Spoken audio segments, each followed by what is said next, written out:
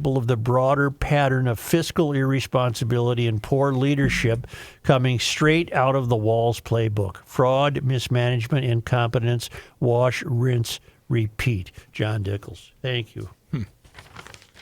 That was such a great email, I had to read it.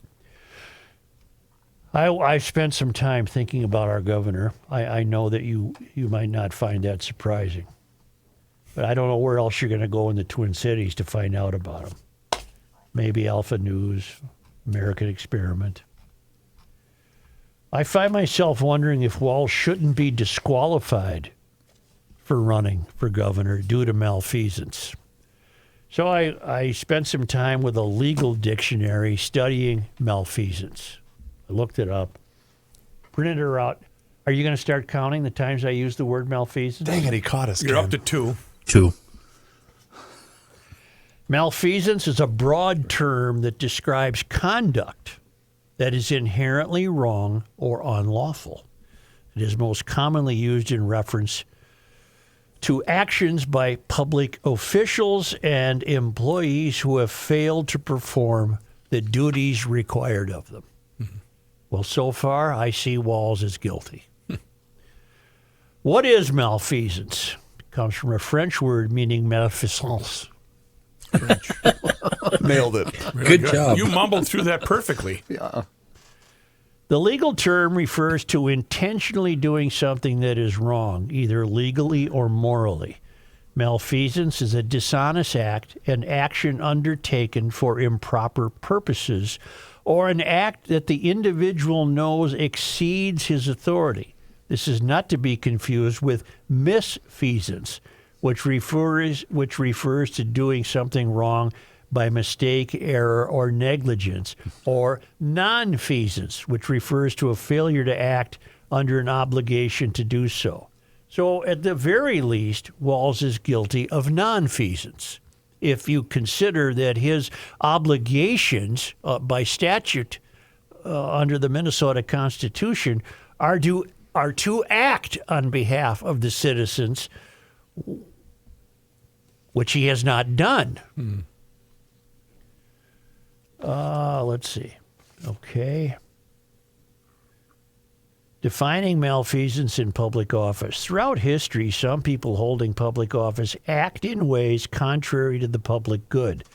I submit to you, he has acted in ways contrary to the public good by failing to hold his agency heads, who he installed, responsible for their actions. While many of these acts amount to ignorance of some state statute or regulation, other acts are intentionally committed. The appellate and Supreme. Okay, we want to.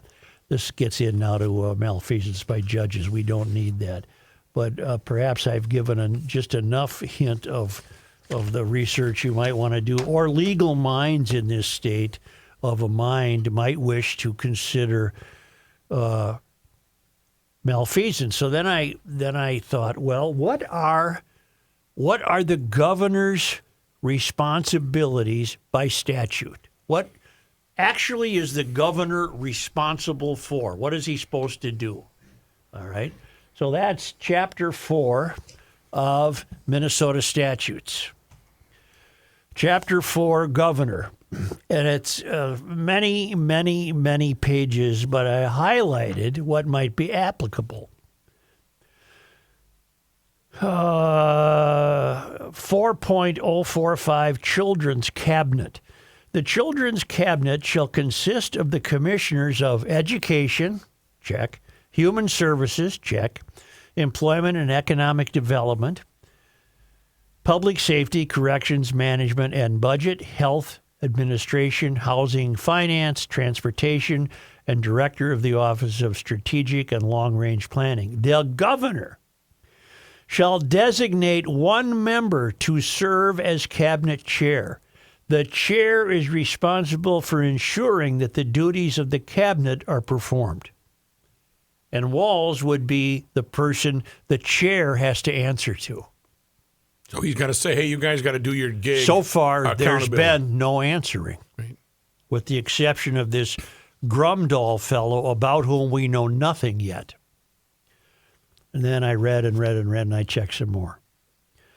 Governor as state agency for federal funds. Subdivision 1. When no state agency is designated, whenever the United States of America, pursuant to federal law or any rule or regulation promulgated thereunder, makes available to the state of Minnesota or any department, agency, government subdivision, or other instrumentality thereof, funds for any purpose, and no state agency has been otherwise designated by law to apply for, receive, and accept such federal funds, the governor is hereby designated as the state agency for such purpose.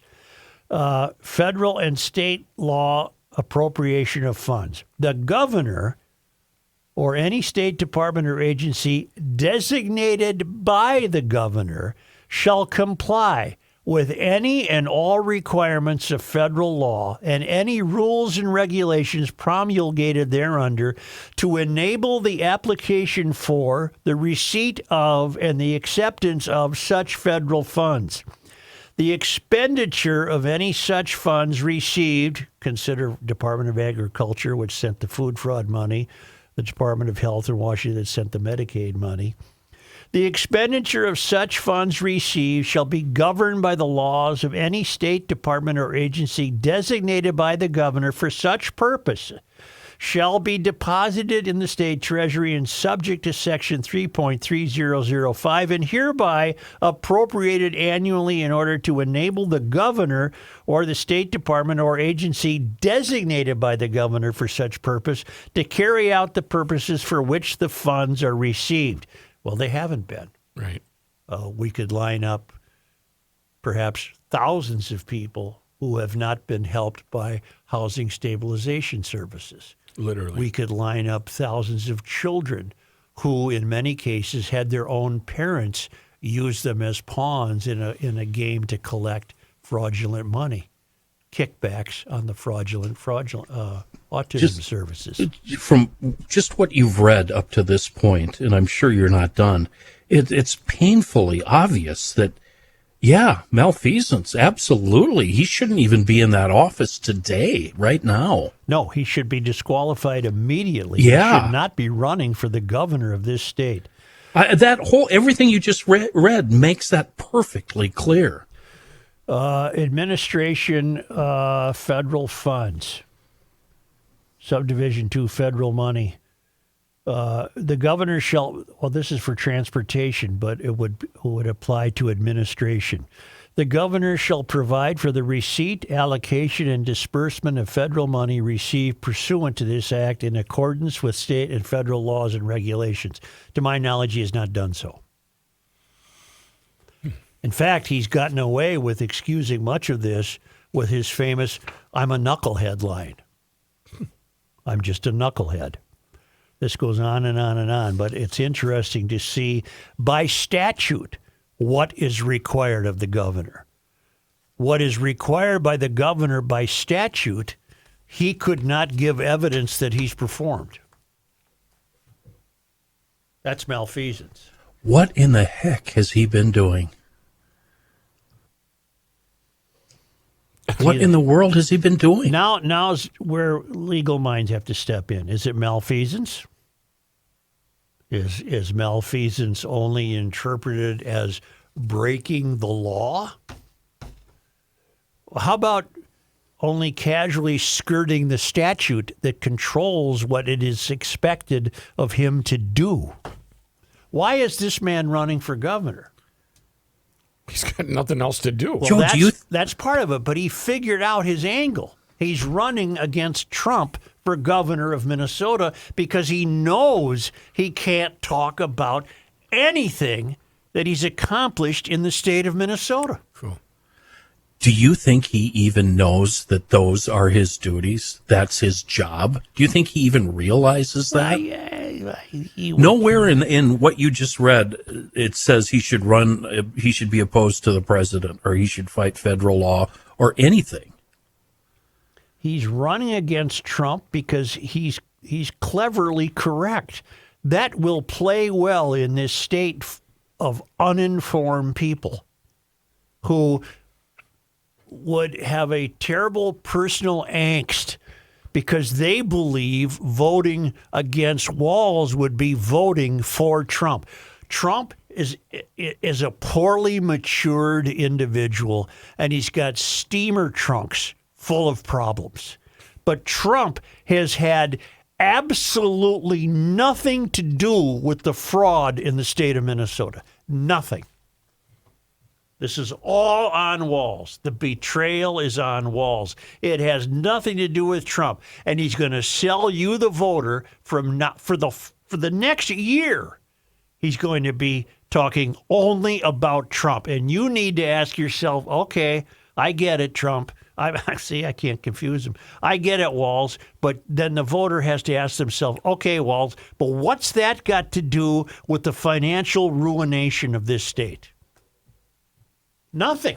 Absolutely Trump has nothing to do with the Somali fraud in Minnesota.